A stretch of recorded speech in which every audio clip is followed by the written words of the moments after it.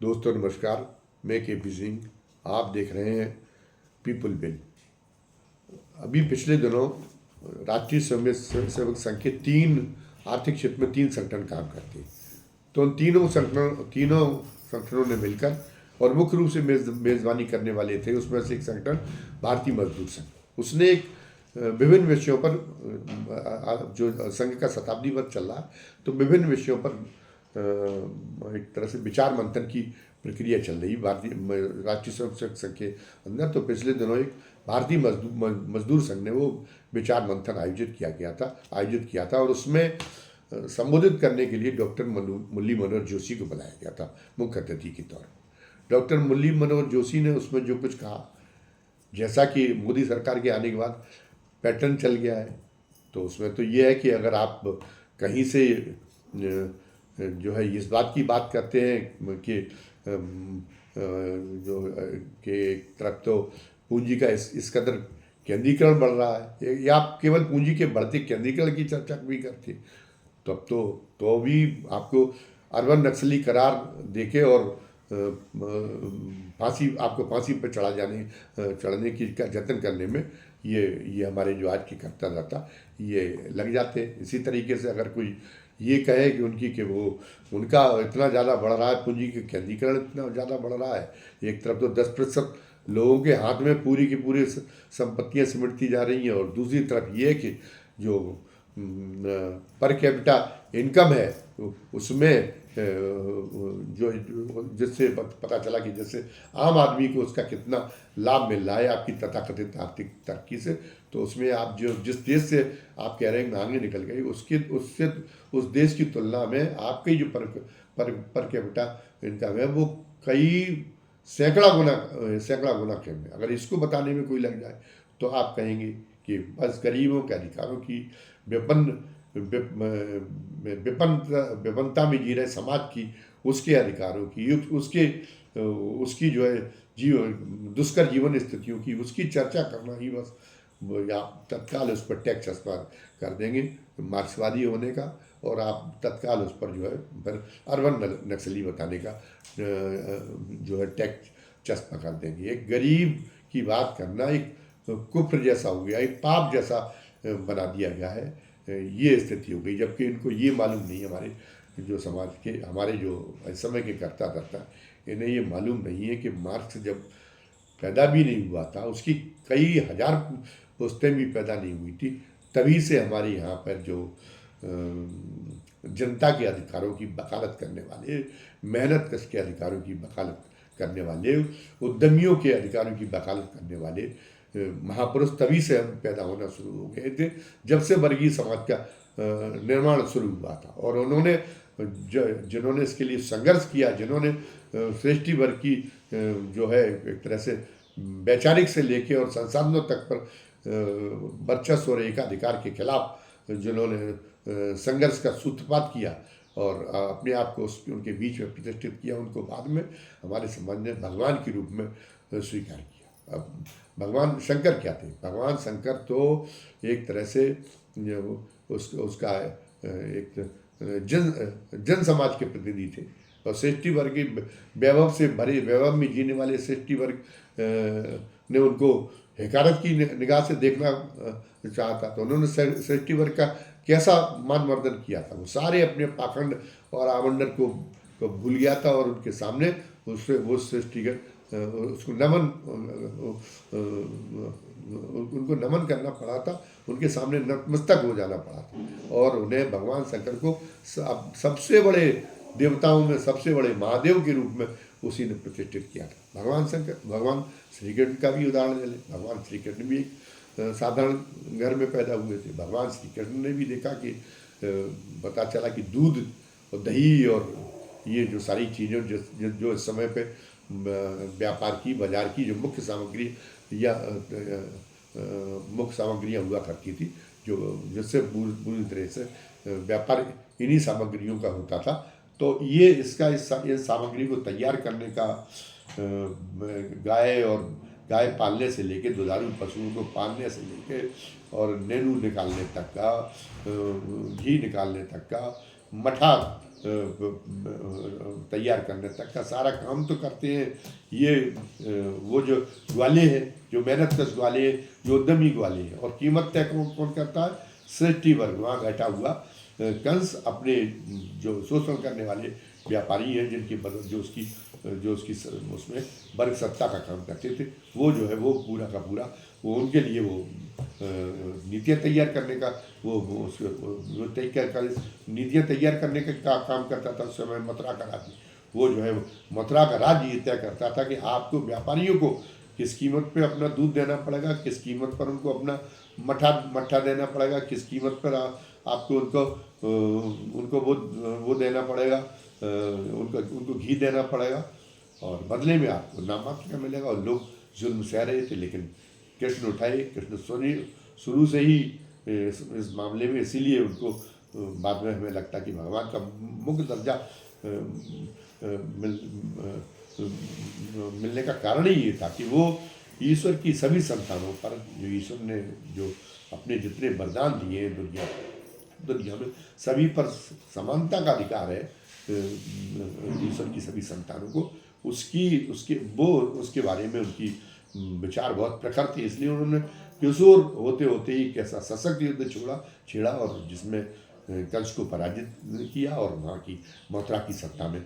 बदलाव किया। और मथुरा की सत्ता वो जो है उस ग्वालों के हितों की ओर उन्मुख सत्ता को कायम किया है। और उसके बाद में मथुरा तो लगता है उस समय छोटा राज्य रहा होगा, उसके बाद में हस्तिनापुर साम्राज्य जो जिसके नियंत्रण में पूरा देश आता था। वो महाभारत के युद्ध में वर्णन है नहीं कि हस्तिनापुर साम्राज्य की जब लड़ाई हुई तो सारे सारे सारे जितने भी हमारे देश भर के राज्य थे, जो हमारी उस समय की सीमाएं जो बहुत दूर दूर तक फैली हुई थी, उन सभी राजाओं को हस्तिनापुर राज्य हस्तिनापुर की संधियों के कारण उन सभी को उस युद्ध के मैदान में आना पड़ा। और उस युद्ध में क्या हुआ? कौरवों का तो सफाया हो ही गया, लोगों ने कौरवों की सफाई पे तो गौर किया, लेकिन ये नहीं देखा कि भगवान कृष्ण ने उसके बाद क्या किया कि पांडवों को भी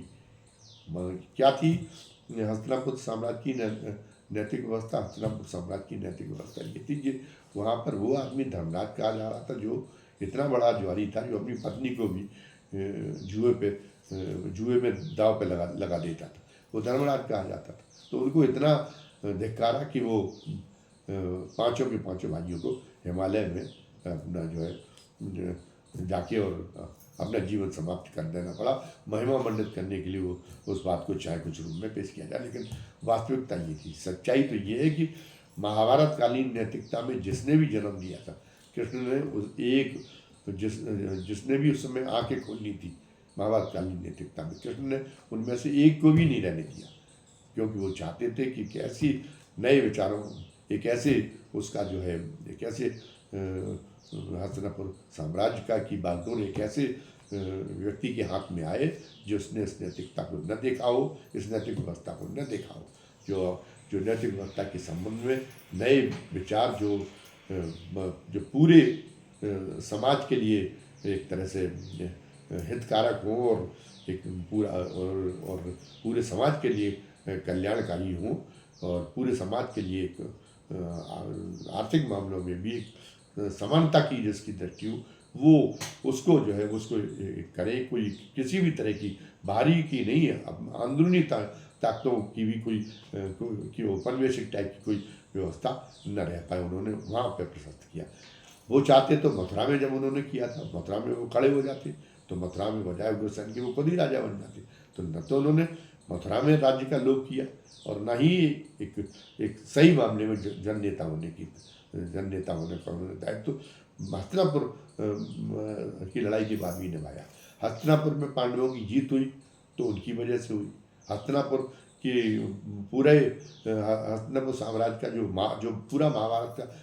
उसके असली नायक कृष्ण माने गए। तो वो अगर ये दुराग्रह कर बैठते कि मुझे ही सम्राट बनना है, अब ये तो जो इनका पूर्ववंश और इनका है पांडवों का, इनमें से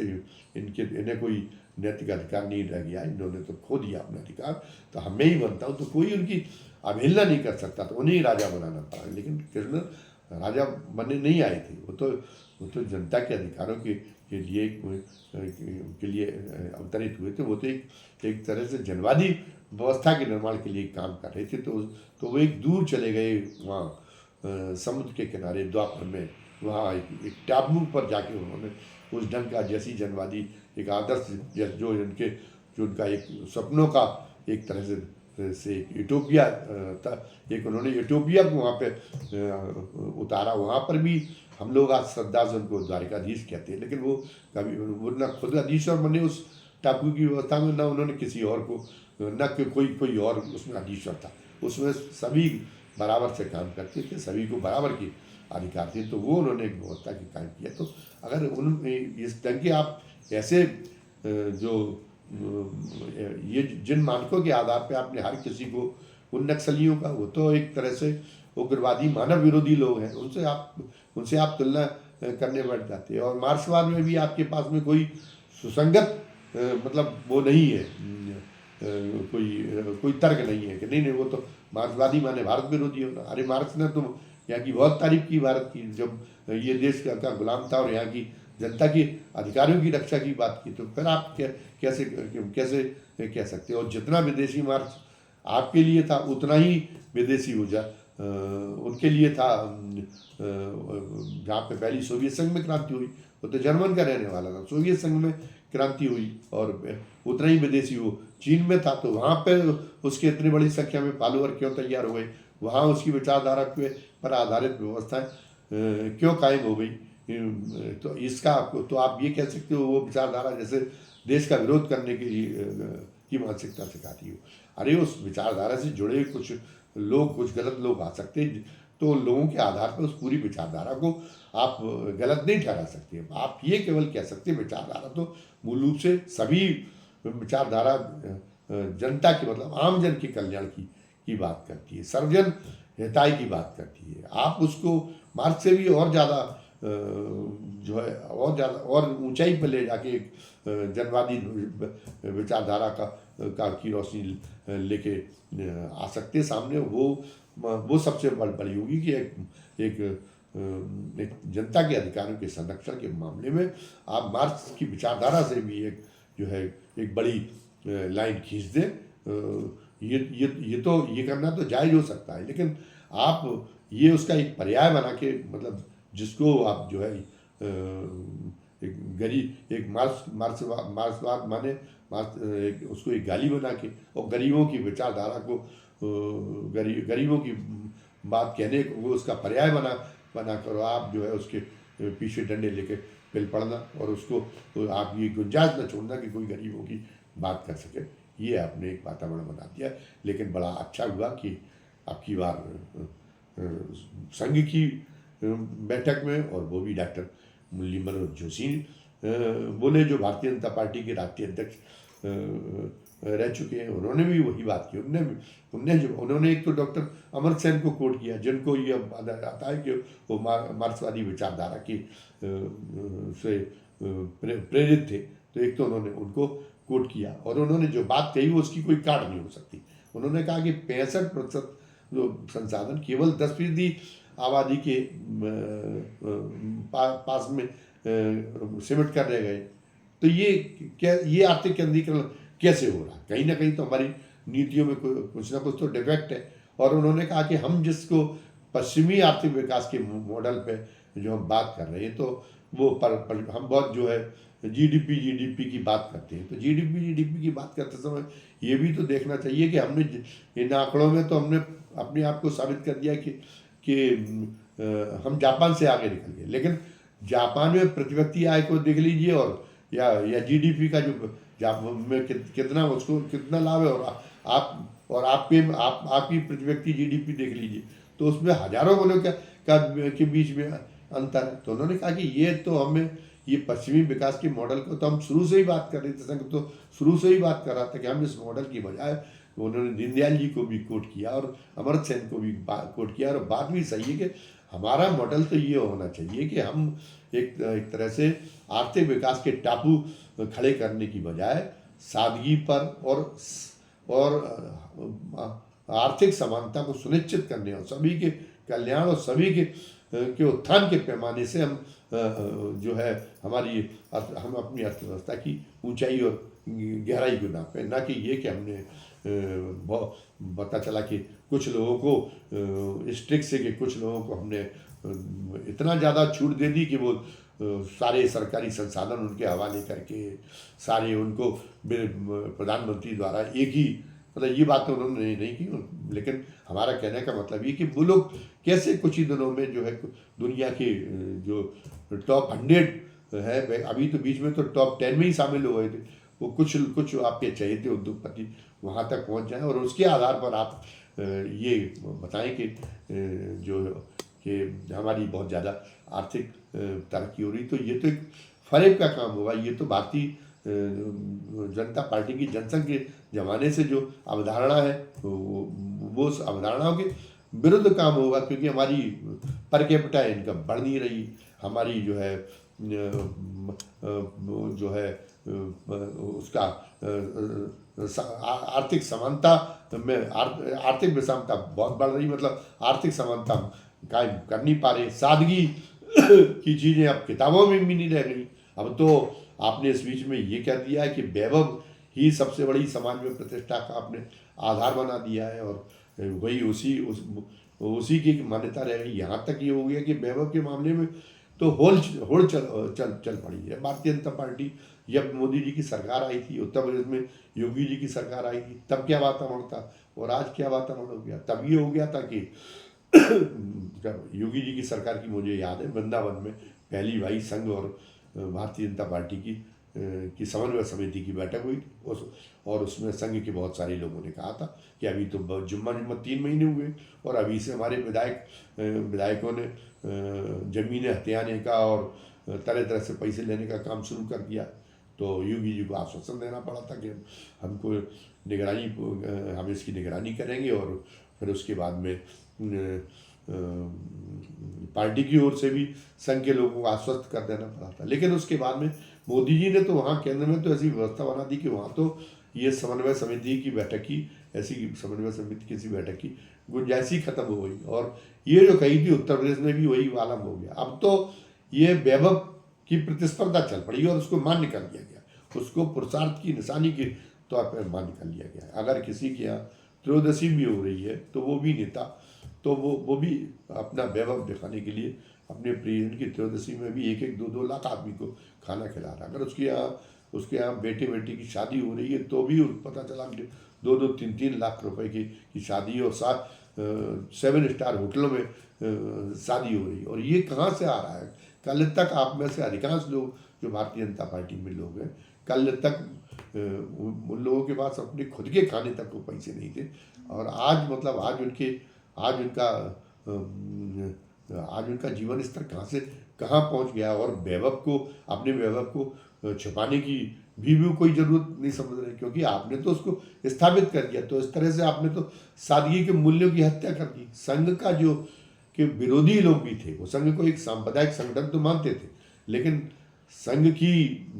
संघ के लोगों की त्याग का, संघ के लोगों की सादगी के, संघ के लोगों की ईमानदारी के वो लोग जो है कायल थे। इसीलिए भारतीय जनता पार्टी उस समय अटल अडवाणी के युग में कह पाती थी कि हम जो है वो पार्टी विद डिफरेंस की बात कर पाती थी, चाल चरित्र और चेहरे की चाल चरित्र और चेहरा और चिंतन के अलग होने की बात कर पाती थी। लेकिन आज तो वो एक लंपट सत्ता को लूटने वाले एक लंपट गिरोह की शक्ल में आज उसकी जो उसके कृतित्व है वो लोगों के सामने आ रहे हैं। आज कहाँ से आप उसकी सौम्यता की, उस संघ के लोगों की, उस संघ की जो एक साख बनी हुई थी, उस सौजन्यता की आप कहाँ तलाश कर पाएंगे, जो पता चला कि जिसमें इस आधार पर वरीयता मिलती हो कि रेखा गुप्ता इसलिए दिल्ली की मुख्यमंत्री बन जाती हो कि उन्होंने जो है वो अरविंद केजरीवाल का एक स्त्री होने के नाते कम से कम उन्हें तो ऐसा भाषण करने से परहेज करनी चाहिए था कि वो तो अपनी माँ से पैदा होने का वीडियो भी मांगता था। ये इससे ज़्यादा अश्लील कोई बात हो सकती है क्या? लेकिन इस आधार पे वो प्रमोट हुई, और एक और प्रमोट होने वाले थे विदुड़ी साहब, वो भी दिल्ली के मुख्यमंत्री बनने वाले थे, लेकिन अब 2 में से एक का चुनाव करना था, इसलिए, वरना तो उन विदुड़ी साहब पे भी कार्रवाई नहीं हुई जो वहाँ पर संसद के अंदर जो एक पूरे एक भाषा के मामले में जिससे अपेक्षा की जाती कि पूरे देश के लिए एक रोल मॉडल बनाने का काम उस संस्था के द्वारा हुआ, उस हमारे देश की सबसे बड़ी महापंचायत के द्वारा हुआ। वहाँ उन्होंने तत्कालीन जो बहुजन समाज पार्टी के सांसद थे दानिश अली को किन शब्दों में और क्या क्या कहा था। एक वो प्रेम पाठक के राष्ट्रीय प्रवक्ता जो सुरेंद्र ठाकुर हैं, सुरेंद्र राजपूत हैं, कांग्रेस के प्रवक्ता, उन पर जो भड़क गए तो उनकी मां के लिए उन्होंने क्या क्या क्या दिया था, तो वो भी जहाँ के तहाँ विराजमान है। उनकी भी होगी। निशिकांत ठाकुर तो परमानेंट है कि भाषा के को जिस स्तर तक भी ले जा सकते। तो आज कोई बात उसकी सौजन्यता की और उसकी बात कहेगा, अगर आज क्या संघ को ये कहने का अधिकार रह गया कि हमारे यहाँ चरित्र और संस्कार का निर्माण हो सकता है। तो इन स्थितियों के बीच में संघ प्रमुख को जरूरी लगा होगा कि अब पानी सिर से ऊपर हो चुका, और ये तो बहुत पहले ही वो महसूस कर चुके थे। इसीलिए वो चाहते थे कि 75 वर्ष की उम्र पूर्ण होने का जो नियम बनाया था मोदी जी के लिए हमने, और जिसमें कई उस समय के दिग्गज रिटायर कर दिए थे, अब उसी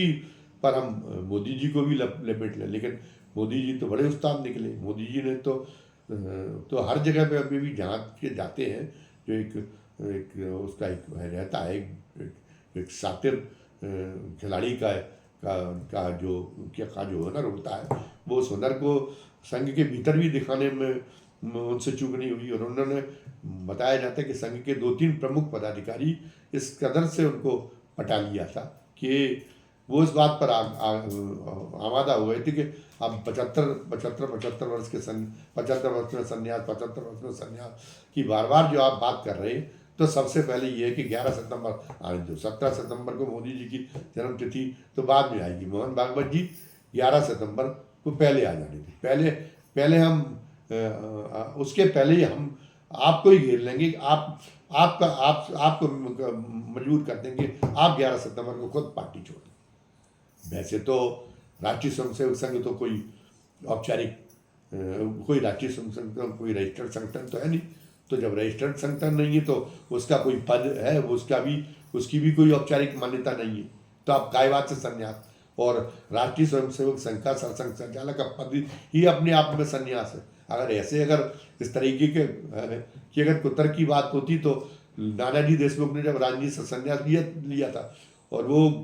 वहाँ पे ग्रामोदय प्रकल्प के लिए काम करने छत्तीसगढ़ चले गए थे, तो लोग कह देते काय का संन्यास, आप तो ग्रामोदय प्रकल्प का काम करने लगे। तो वो राष्ट्रीय स्वयंसेवक संघ के सरसंचालक का पद स्वयं में ही संन्यास है। अब उसके संन्यास की बात क्या करना, वो कोई औपचारिक पद नहीं है, वो कोई अधिकारों का पद नहीं है, जहाँ कोई सरकार पे अधिकार का या कुछ का पद नहीं। लेकिन अब वो देख रहे थे कि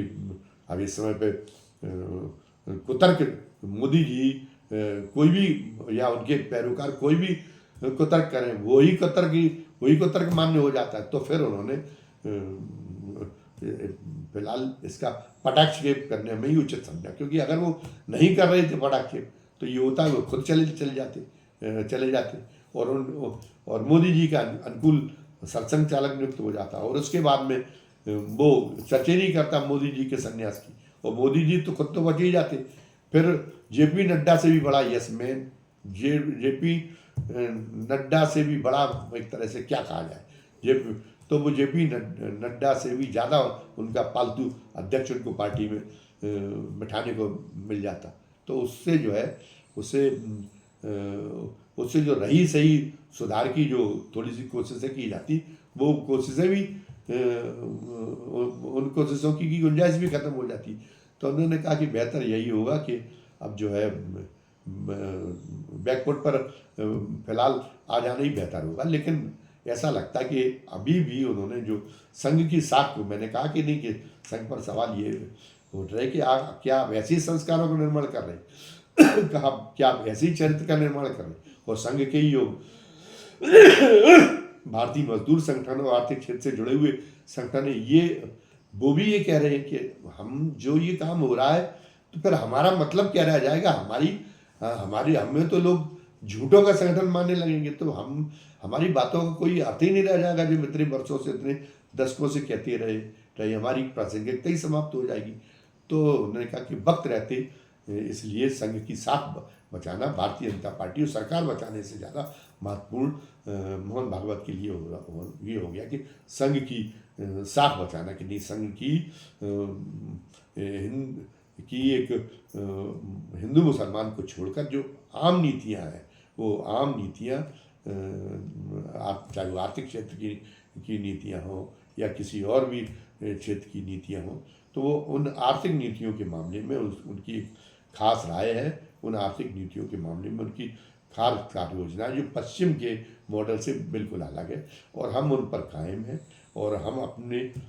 हम सरकारें बनवाने का और अपनी सरकारें बनवाने का और अपनी सरकार के साथ सहयोग करने का काम इसीलिए करते हैं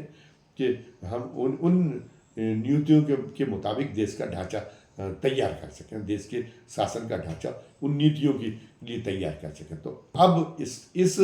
उद्देश्य की पूर्ति के लिए संघ प्रमुख अब जो है आए कि डॉक्टर मुरली मनोहर जोशी जैसे नैतिक प्रभाव वाले, जिनका भारतीय जनता पार्टी के में भी आज एक बड़े वर्ग में एक नैतिक प्रभाव है, और जिनका नैतिक प्रभाव जो है संघ में तो है ही, तो उनकी जो है उनसे जो है वो अगर कुछ बातें कहेंगी तो उस बात का वजन होगा, उस बात के लिए भारतीय जनता पार्टी का भी एक बड़ा वर्ग आत्ममंथन के लिए प्रेरित होगा, और उससे ये सरकार भी घबराएगी, और सरकार भी बजाय मनमानी करने के जो एक तरह से नीतिगत ईमानदारी की तरफ लौटने के लिए विवश हो सकेगी। तो इस रूप में वो डॉक्टर मुरली मनोहर जोशी का वो लेकर आए, और उन्होंने तो कहा तो ये गया था कि डॉक्टर मुरली मनोहर जोशी का जब भाषण हो गया तो संघ प्रमुख ने ये कहा कि अब कुछ कहने को बचा ही क्या है। डॉक्टर जोशी ने तो सब कुछ जो कहा जाना चाहिए था सब कुछ कह दिया, लेकिन बाद में जब उनसे पूछा गया तो उन्होंने कहा कि संघ कोई किसी सरकार की समीक्षा नहीं करता, और संघ का काम सरकार को निर्देशित करने का नहीं था। वे चाहते तो ये भी कह सकते थे, क्योंकि जिसमें डॉक्टर मुरली मनोहर जोशी ने जिसमें जो है जहाँ पर ये अपने विचार रखे, जो 70 पेज की अपनी रिपोर्ट रखी, तो उसमें जो है वो रिपोर्ट तो गोपनीय थी, संघ के महत्वपूर्ण लोगों के अलावा तो कोई था नहीं। तो वो ये कह सकते थे कि डॉक्टर मुरली मनोहर जोशी ने ऐसा कुछ कहा ही नहीं है, लेकिन डर ये था कि अगर ऐसा कहते तो डॉक्टर मुरली मनोहर जोशी प्रतिवाद करने के लिए आगे आ जाते। लेकिन सवाल ये भी है कि अगर इन्होंने इस नाते इसलिए नहीं कहा, लेकिन सवाल ये भी कि जब बैठक गोपनीय थी तो फिर डॉक्टर मुरली मनोहर जोशी ने ये भाषण दिया जो बताया जा रहा है, ये बात बाहर तक कैसे आ गई? इसको लीक किसने किया? इसको लीक तो संघ प्रमुख ने किया, और संघ प्रमुख ने ये स्पष्टीकरण तो दे दिया, लेकिन संघ प्रमुख ने ये नहीं कि हमने सरकार की कोई समीक्षा नहीं की है, और ना कोई सरकार को निर्देश देने का कोई हमारा इरादा है। लेकिन उन्होंने ये बात नहीं कही कि हम संगठन के अंदर इस बात को जांचेंगे कि ये हमारी जो गोपनीय बैठकें होती हैं, इनमें जो विचार सामने आते हैं वो उसको मीडिया के सामने मीडिया तक ले जाने का काम कौन कर रहे हैं, हम इस बात की जांच कराएंगे। लेकिन ऐसी उन्होंने चेतावनी नहीं दी। इसका मतलब क्या ये जो लीक हुआ मुरली मनोहर जोशी का भाषण, वो जो है वो संघ प्रमुख की सहमति से हुआ है? अब संघ की रणनीति स्पष्ट रूप से सामने आ गई है कि प्रधानमंत्री के रूप में भले ही नरेंद्र मोदी बात करें या कोई उनके बाद में कोई भी उनका उत्तराधिकारी बन जाए, लेकिन पार्टी के अंदर पार्टी के लोगों को ऐसे अपनी सरकार के उन फैसलों पर उंगलियां उठाने का अधिकार अपने पास सुनिश्चित रखना चाहिए, जो एक तरह से जिनमें ये दिखाई देता हो कि वो जनहित के अनुकूल नहीं है उनका, और उसकी आलोचना और उसकी समालोचना के लिए भी समालोचना का जो अधिकार है उसका उसके लिए उसका अनुभव उनको होते रहना चाहिए। तभी एक